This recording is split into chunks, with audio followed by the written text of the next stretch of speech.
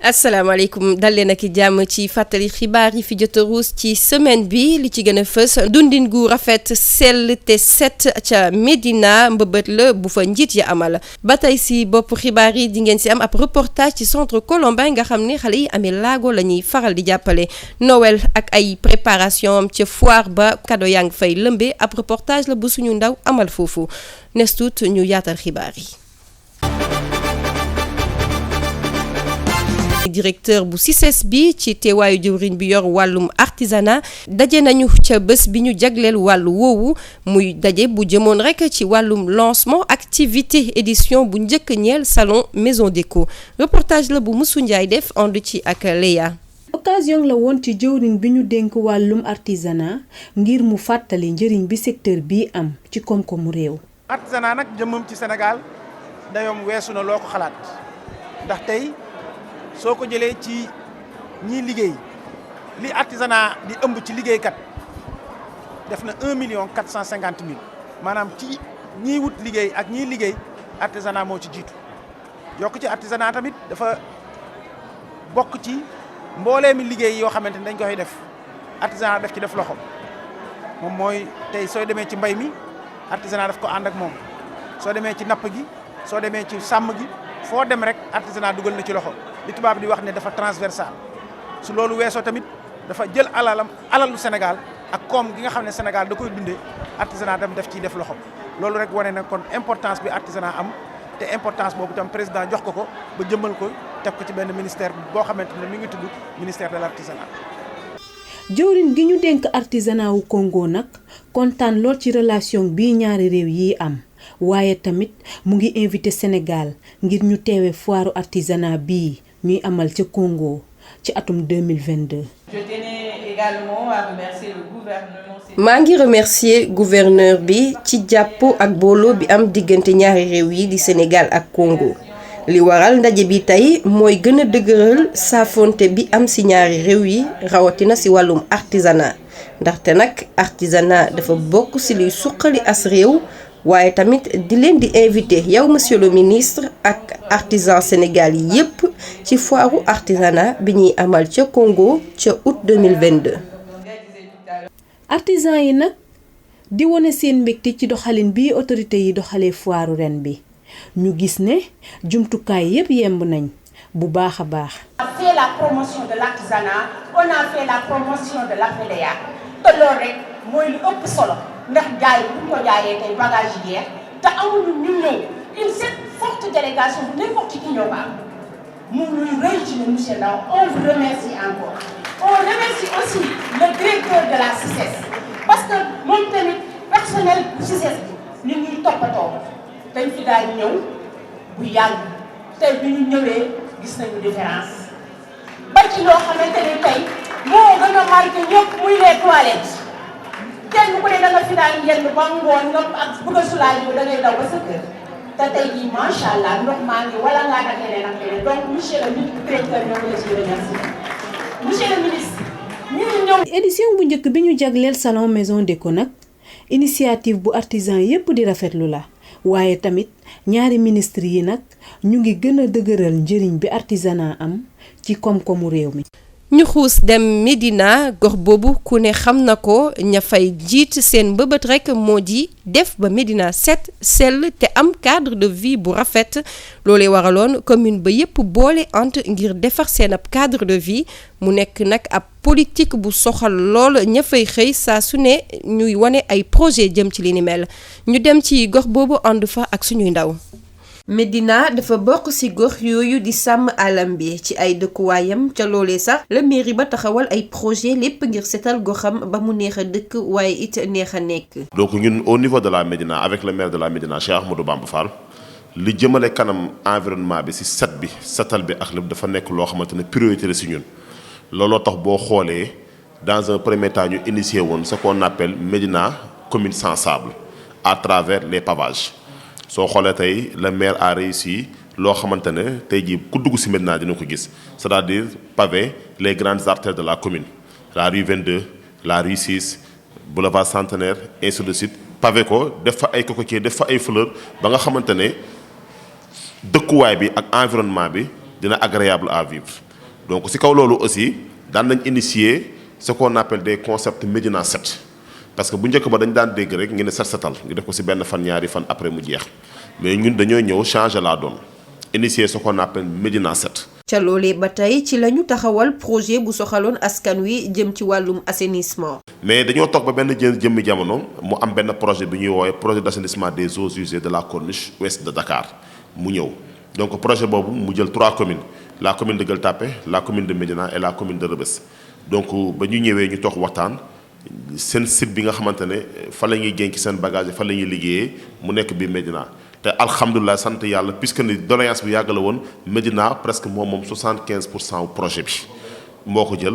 Gueule Tapée jël les 15% Rebeuss jël les 10%. donc projet boobu ONAS moo si nekk ak benn banque bu ñuy ooyee la banque Badeya la banque arabe pour le développement économique en Afrique ñu ngi commencé nañu def travaux d'assainissement yi au niveau de la Médina réseau bi yëpp la ñuy changer dans sa globalité kenn du fay dinañ branché waat kër yëpp sur le réseau. defaraa ko ba nga xamante ne réseau bii nii dina mën a durer plus de 100 ans si kaw nag askan bi ñu jóg jàpp si. lu ñeel wàllu marché yi commune bu Médina dàqul gën a ñongalaat marché yooyu ngir jaaykat ya fa nekk mën a jaay ci bërëb yu méngoo ak jamono. ba nekkee ay xale ba léegi architecture bi nu mel noonu la mel ba léegi dara changé aussi te yaakaar naa ni ku nekk war nga mën a tendre vers la modernité. parce que marché bi boo xoolee bëri na ay espace ñiy jaay légumes ñi ngi fa ñiy jaay friperie ñi ngi fa les bijoutiers ñi ngi fa ainsi de suite donc tey jii war nañ mën a toog am benn table bu ñu toog waxtaanee ko entre les délégués de ce marché les commerçants ak la mairie ñu xool lan lañ mën a def pour moderniser le marché. yaakaar naa ne marché bi bu ñu ko moderniser dina nekk pour le bien des commerçants dina nekk aussi pour le bien de la commune et le bien de toute la population. ca Médina ay projet yu bëri la fa mairie ba jot a def ay pavé ba ci tuurukaayu mbalit yu bëri ca gox ba ak waa UCG lu ne rek commune bi mu ngi koy def ngir Médina mën a bokk ci gox yi ñuy tudd seen ab set waaye it seen ab dundin gu rafet. xibaar yi tamit dafa jëm rek ci centre yi ne ci réew mi tey jàppale ndaw ñi amee ay laago ca Wakaam nag am na ab centre bu ñu tuddee centre Colombin kuréel la buy dimbali ndaw yi di leen tàggat waaye it di leen yar ci lu baax ña ko sos muy mbëbët bu am solo lool ci ñoom di sàkku ñépp di leen ci jàppale suñuy ndaw demoon nañu ci seen bërëb ba seeti leen ñu teewlu ci seen reportage. centre bi nag dafay yëngu rek ci taxawu ndaw ñi amee ay laago rawatina ñi tër muuma wala sax ñi ñu faral di woowee ay mongol bi les centre la muy faral di gën a jëfandikoo rek moo di ban bi ndax moo gën a mën a yee xelu xale yi. ñooñu argile bi dafa baax ci xale yooyu ndax dañuy travailler motricité xale bi motricité des mains et puis éveil la argile bi éveil la pour xale yi. donc loolu moo tax centre bi jóg donc c'est un centre de loisir voilà c'est un centre de loisir boo xam ne xale yi daal ñooy priorité waaw parce que ñoom ñooy avenir aussi avenir u dëkk bi quoi. njiital centre ba la ko gën a soxal rek moo di yar ga ñuy def ci xale yi waaye it nu ñuy def ba boole leen ci dundinu askan wi ak ci liggéey bi. éducation dafa am solo trop waaw moom mooy base u lépp mooy base u lépp. après nag leneen luy ñëw doog a ñëw mais éducation bi daf ci am solo et je tiens beaucoup que xale bi nekk fii soit bien éduqué déjà waaw déjà kooku c'est un avantage à part loolu am formation professionnelle état bi mënul def lépp ñun en tant que aussi sénégalais am nañu lu ñu war a mën a apporter pour insertion xale yooyu handicap bi déjà suñu ne handicap rek il y a quelque chose quoi. ginnaaw taxaw bu rafet bi ko mairie bu Wakaam ak Samy taxawoo waa centre bi nag di sàkku ci ñëpp ñu dugal seen loxo ci yëf yi ba ñu mën a taxawu xale yi ci ni mu waree. digal at waa Samy social ñoo ñu ngi may aider bu bëri ci xale bi ku fi am ay premiers soins yi dañ lay yóbbu foofu donc maa ngi ko bëgg a def pour centre bi yëpp waaw pour ko ku ci feebar centre Hann Bay Derneville au moins ñu jëlal ma xale yi en charge waaw te loolu maa ngi ciy ñafe maa ngi ciy liggéey. at ñi ma war a liggéeyal te am naa ci yaakaar presque on est à 80% yoo xam ne accord bi presque c'est déjà conclu waaw loolu ñoom danañ ma ko apporter te kooku mairie bi ñoo ma koy apporter accompagner ma ci li may liggéey ak xale yi parce que ils sont très vulnérables waaw parce que peut-être ni leen yàlla bindee la waaw donc il faut ku ci nekk jàpp ci. Colombin nag ab kuréel la bu taxawal ca Wakaam ab daara buy liggéey lu ëpp ci ban bi ak xale yi am ay laago bokk ci ñoom ñi tëx muuma wala sax ñi seen xel matul. ñu wax nag lu jëm ci wàllum feet yi ñu ngi ci feetu Noël jaaykat yaa nekk ca foire nag ñoom ñu ngay jaay lu bëri ay fowukaay wajur yi tamit dem fa rek ngir dab bànneex yi seeni doom ab reportage la bu Musu Njaay def ond ci ak Léa. C'est la belle nuit de Noël, la neige étend son manteau blanc et les yeux tournés vers le ciel. gannaaw ba ñu yokkee foire bi ba le 7 janvier duppee ko foire fin d'année bi ba tax na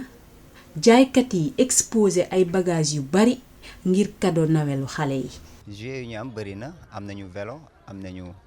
ay robot am nañu ay auto commande des véhicules aussi commande yoo xamante ne xale yi mën nañ ci toog di dawal ay poupées lu ne daal bëri na trop jeux yi ñu yor. vélo ay jeux jigéen am na ay doom tubaab ay puzzle ay trucs yu bëri daal. clients yi di jóge ci quartier bu nekk ci Ndakaaru waaye di ñu xamal ne njëg yi yomb nañ bu baax. waaw prix yi moom c'est un peu abordable parce que 10 000 la waxoon ma mujj waxaale ba mu jaayee ma ko 9 000 par rapport moo ko doon jënd ci koñ ba naa ko doon jëndee 11 000. waaw foire bi moom macha allah te bagage yu baax la ñuy jaay. donte clients yi gis nañ ne njëg yi dañoo yomb exposants yi di ñu xamal ne foire ren bii wute na lool ak yu njëkk yi waaye tamit ñu ngi ñaan responsable bi ñu gën a yokk publicité yi. wax dëgg yàlla moom foire moom kenn ñëpp xam nañ neexul ren moom ñëpp xam nañ ne foire bi neexul waaw te yokk bi ñu koy yokk tamit ñàkk pexe rek moo ñu fi toogloo mais ñoom saa yu ñu yokkee publicité bu war duñ ko def ndax yàgg nañ ci foire bi bu nekkoon bu ñu yokkee publicité mu gën a neex mais duñ ko def ay benn ngay gis boo xëyee loo sokkee ko da ngay xam ne mooy loolu waaw. ba léegi exposant yi di ñaan directeur général bu CICES mu wàññi bu baax stand yi. directeur CICES laa koy jëmale ne ko mu dimbali nit ñi rek wàññi leen yenn test yi ci place yi parce que dafa seer trop waaw parce que foire ren bi moom wax dëgg yàlla métti na trop. 24 décembre bi nekk feetu Noël waaye samedi 25 bi di bés bi ñuy màggal juddub Jésus Christ bés boobu di tekki lu am solo lool ci religion chrétienne bi. mbokk yi li moo fi jotoon ruus ci ay xibaar sant ak ngërëm ñeel na leen di sàkku ngeen di wéy di seetaan suñuy programme